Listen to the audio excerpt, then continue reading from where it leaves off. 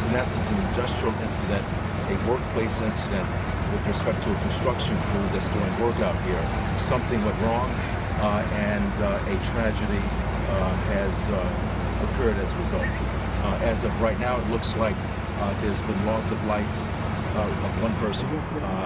We don't believe that there is any other additional loss of life, and our teams are here surveying the situation, conducting the necessary investigations. We will work with the State Department of Transportation as this thing unfolds, but as of right now, loss of life is one incident, and we're just trying to stabilize the incident or the location and get ready for tomorrow. How many people hurt? As of right now, it looks like one death and one individual with some very, very minor lacerations, but he survived. Semi-truck driver? The semi-truck driver, yes. What can you tell us about exactly what led to this crash and what happened? Once again, that's going to have to be determined by some level of investigation. Once again, it's a workplace incident. You've got a lot of heavy equipment in a very, very heavy construction site.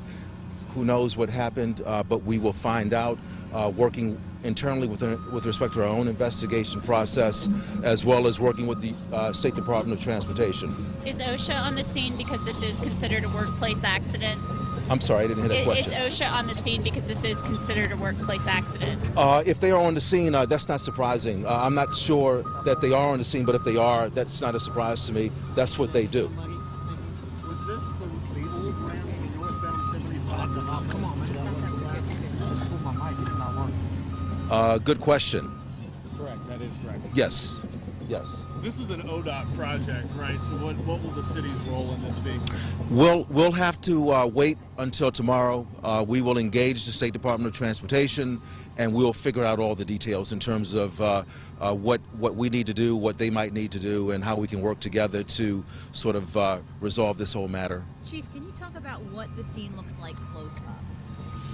Well, as the city manager said, it's a tragedy. You know, we have a piece of heavy equipment and a bridge collapse, and we do have one deceased. So we're going to be dealing with that, making the appropriate notifications, as well as trying to do the best we can to get the freeway open within an expeditious time frame. How much concrete is on the pavement? Several hundred tons. This could be a mess for the morning commute. This will be a mess. It won't. It's not should or could. It will be.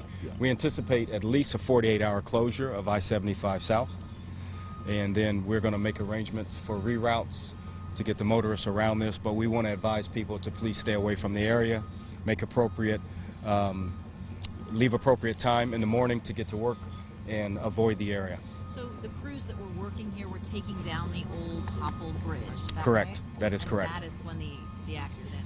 Something what you happened. Expect occurred. Yes, yes, something happened. Something went wrong, and then you had to collapse. What can you tell us about the big rig driver or this poor construction worker who has died? Are these both men or? Both men. Can't give any information too early. We have not made appropriate notifications of family. But I can tell you that the big rig driver, the semi-driver, is very lucky. A matter of seconds, and his fate would have probably been different as well. Did any of the concrete fall on any cars? Just the truck. So that it was from the concrete collapsing onto the truck? That's correct. I heard he had driven into it, or did it actually fall on Probably a little bit of both. Okay. And this I know was northbound 75 was going to be closed overnight for work, but that was a couple miles up. Right. Was this section of bridge not scheduled to be removed for a couple more weeks, or do we know the timetable on the work along here? No, it was. That's what was happening tonight. The work was in progress. They were removing the old bridge. That would be correct. Yep. Okay, thank you very much. What we're going to try to do as early as possible in the morning is we're going to try to push out as much information and communications as possible to minimize the disruption to tomorrow's commute. Several hundred tons, you said, correct? At least. A lot of concrete. Yeah. Thank you. Thank you. Thank you. Gentlemen? You have been watching a live news conference, and obviously that's happening hot as we speak. That was Chief Jeffrey Blackwell and Cincinnati City Manager Harry Black talking together. And I guess the headline out of this, Carol, is that they said at least 48 hours closure of I-75 southbound at that Hopple Street exit. That's right. That's right. And they are asking people to stay away from the area, which is certainly understandable. City Manager Harry Black said that they will be working with the State Department of Transportation to figure out how they handle this going forward and as they investigate what's going on.